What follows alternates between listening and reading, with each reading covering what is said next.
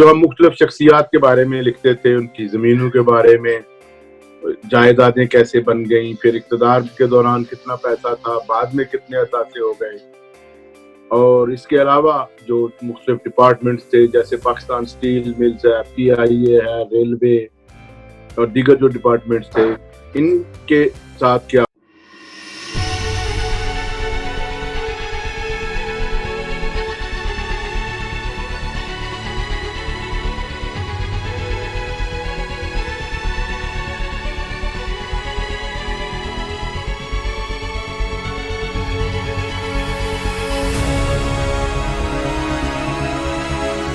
السلام علیکم ناظرین، اور نیوز اینڈ ویوز ود ملک کے ساتھ آج ہمارے ساتھ پاکستان سے ایک صحافت میں جانی پہچانی شخصیت اور انویسٹیگیٹو صحافی اور اس حوالے سے ایک منفرد نام مجاہد حسین ہمارے ساتھ موجود ہیں۔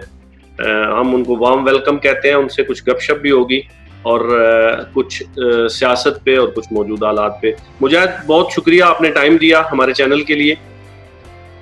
آپ سے سب سے پہلا سوال تو یہ ہے کہ آپ کی کتابوں کی ترتیب اور ان کے نام میں دیکھ رہا تھا، تو آپ نے 1997 میں پاکستان لوٹنے والے کے نام سے ایک کتاب لکھی، پھر 97 میں آپ نے پاکستان کے متنازع شخصیات پہ کتاب لکھی۔ تو یہ جو آپ کا قلم ہے، یہ شروع سے ہی کرپشن اور احتساب کے حوالے سے اپنے استعمال کیا۔ یہ اس دور کی بات ہے جب اس پہ اتنی زیادہ بات میڈیا پہ نہیں کی جا رہی تھی، کرپشن کے حوالے سے اور احتساب کے حوالے سے۔ اس حوالے سے آپ ہمیں پلیز اپڈیٹ کیجیے۔ جی ہاں، میں اس میں جو میں سمجھتا ہوں کہ پاکستان کی جو اردو صحافت ہے، اس میں یہ روایت آج بھی اتنی توانا نہیں ہے کہ تحقیقاتی جرنلزم ہو سکے اس میں، لیکن اس وقت شاید یہ اتفاق تھا یا خوش قسمتی تھی کہ فرائیڈے ٹائمز جو نجم سیٹھی صاحب کی ملکیت ہے، انہوں نے ایک اردو میگزین شروع کیا تھا ہفتہ روزہ آج کل کے نام سے۔ اس میگزین میں پولیٹیکل رپورٹر تھا اور انویسٹیگیٹو رپورٹنگ کرتا تھا، تو وہاں ہمیں ایک موقع ملا کہ ہم پاکستان کے جو قومی ادارے ہیں اور جو ہماری بڑی سیاسی شخصیات تھیں جیسے وزیر اعظم، صدر، وزرائے اعلیٰ اور دیگر صوبائی و وفاقی وزراء یا دوسرے جو حکومتی ذمہ داران تھے، ان کے بارے میں ہم لکھ سکیں، تحقیق کر سکیں اور اعداد و شمار کے علاوہ حقائق کے ساتھ چیزوں کو سامنے لائیں۔ تو میں سمجھتا ہوں کہ یہ اس وقت ہمیں موقع ملا تھا، اور شاید اگر آج کل جو میگزین تھا وہ بھی اگر روایتی کسی اخبار کی طرح ہوتا تو ہم یہ نہ کر سکتے۔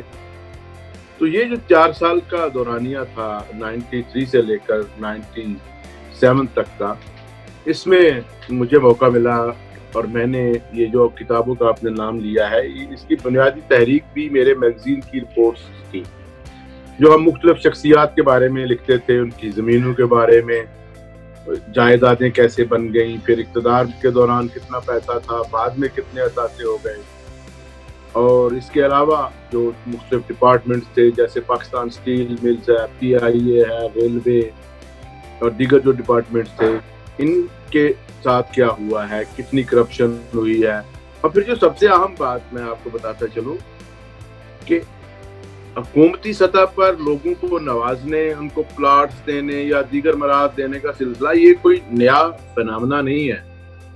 یہ پاکستان میں سب سے پہلے ایوب خان حکومت میں ہی ہوا تھا سب کچھ۔ پاکستان پریس ٹرسٹ کو کس طرح دیا گیا، پھر پاکستان کی جو سرکاری زمینیں تھیں وفاقی حکومت کی ملکیت، ان کو کس طرح تقسیم کیا گیا، اور پھر بھٹو صاحب جیسے شخص نے بھی لوگوں کو پلاٹس دیے، اسلام آباد نے پلاٹس دیے، کراچی میں، لاہور میں۔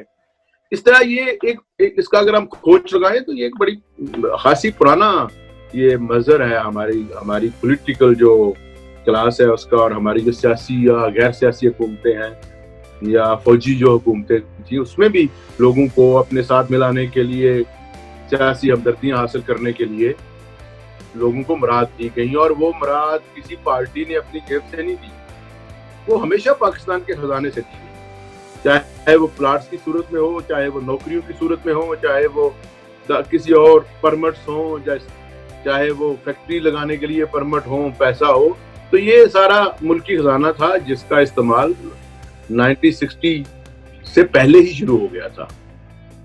تو اسی تسلسل کے تحت پھر میں نے جب دیکھا کہ لاہور میں ہمارے بہت بڑے ایسے نام تھے اور پنجاب میں جو بہت اس وقت اثر انداز بھی ہو رہے تھے، سیاست پر بھی، اور طاقتور لوگ تھے، میں نے ان کے اثاثوں کے بارے میں تحقیق کرنے کا فیصلہ کیا.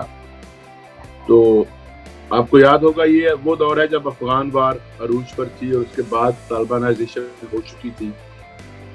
تو میری سب سے پہلی جو سٹوری تھی وہ جون 96 میں شائع ہوئی. اس میں جنرل حمید گل صاحب کی میں نے زمینوں کے بارے میں لکھا تھا. ہمارا بہت بڑا نام تھے وہ، اللہ ان کی مغفرت کرے، جنہوں نے وہ بہت کنٹروورشل بھی رہے اور بہت عقیدت اور احترام بھی ان کے ساتھ رہا. تو وہ دوران ملازمت 1965 میں شکر گڑھ میں FIU میں ملازم تھے، ایز اے کمانڈنٹ FIU تھے. تو یہ جو شکر گڑھ ہے، چونکہ یہ حصہ تھا ہندوستان میں رہ جانے والے جو ڈسٹرکٹس ہیں، گرداسپور وغیرہ، تو لوگوں کے کلیم ابھی واپس آ رہے تھے. تو ایک کلیم میں جعل سازی کر کے اس کو 22 مربع اراضی میں تبدیل کیا گیا.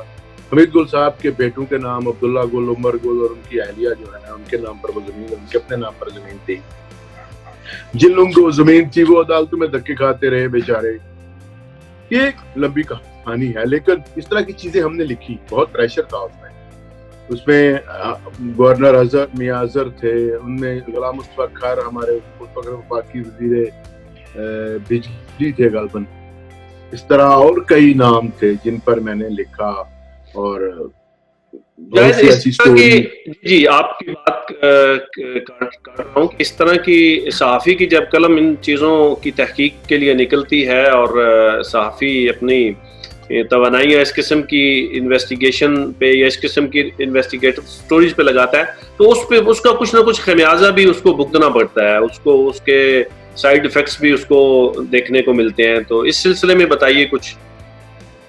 ملک صاحب اس وقت شاید اتنی کرویلٹی نہیں تھی ابھی سوسائٹی میں جی، اور اس طرح کا سب سے پہلا تو یہ ہوتا تھا کہ جس کے بارے میں لکھا گیا ہے وہ ڈیفرمیشن کیس کرتا ہے کسی عدالت میں. یہ بڑا میں سمجھتا ہوں ایک شریفانہ انداز تھا، اور ظاہر ہے کہ قانونی حق بھی ہے آپ کو کہ اگر آپ کی شہرت داغدار ہوئی ہے تو آپ چارہ جوئی کریں. تو اس کا یہی ہوتا تھا کہ بہت سارے نوٹس آتے تھے ہمیں ڈیفرمیشن کے، اور دوسری یا تیسری پیشی پر ہم اپنا ریکارڈ پیش کرتے تھے کورٹ کے سامنے. تو اس میں یہی ہوا کہ سارے ہی کیس جیسے ریکارڈ کورٹ میں پیش ہوتا تھا تو وہ کیس واپس لے دیے جاتے تھے مدعی حضرات کی طرف سے. اس کی وجہ یہ تھی کہ جب آپ یہ کیس کورٹ میں ہوں گے، پلیڈ ہوں گے اور پھر ان کی رپورٹنگ ہوگی تو جو قواعد لوگوں کو نہیں بھی پتا وہ بھی پتا چلے گا. صحیح بات ہے. تو اسی خوف سے وہ کیسز واپس لے لیے جاتے تھے. لیکن ابھی مارا ماری شاید نہیں تھی، اس طرح نہیں تھا کہ آپ کو اغوا کر لیا جائے، آپ کو مار دیا جائے، یا آواز بند کرنے کے لیے آپ پہ حملہ کیا جائے. ہاں دیگر حربے تھے، جیسے پریشرائز کیا جاتا تھا مالکان کو یا رپورٹر کو، تو وہ ہوا، ایک نارمل چیز تھی. تو اس کا ہم مقابلہ کر لیتے تھے. لیکن بلاخر نوبت یہاں تک پہنچ گئی تھی کہ مجھے پاکستان چھوڑنا پڑا تھا. جی میں بس ابھی اسی کا ذکر کرنے ہی لگا تھا کہ آپ نے کچھ ٹائم پھر پاکستان سے باہر دیار غیر میں بھی کچھ وقت گزارا، اور کچھ ٹائم گزارنے کے بعد آپ پھر واپس پاکستان پلٹے. تو یہ تجربہ یا یہ اس کو آپ سانحہ کہہ لیں، ذرا ملک سے دور رہنا کسی سانحے سے کم تو نہیں ہوتا. تو یہ کیا تھا اور کہاں رہے اور اس دوران کیا ایکٹیویٹیز تھی؟ اصل میں ہوا یہ تھا کہ مجھے خاصی دھمکیوں کے بعد اور اس کے بعد چونکہ ایک بدقسمتی سے ایک اور نیا سلسلہ شروع ہو گیا تھا، وہ تھی فرقہ واریت اور ملیٹنسی کا ایک عروج تھا اس وقت. میں نے اس پہ لکھا، کتابیں بھی لکھی ہیں، بہت ساری انویسٹیگیٹو رپورٹس لکھی.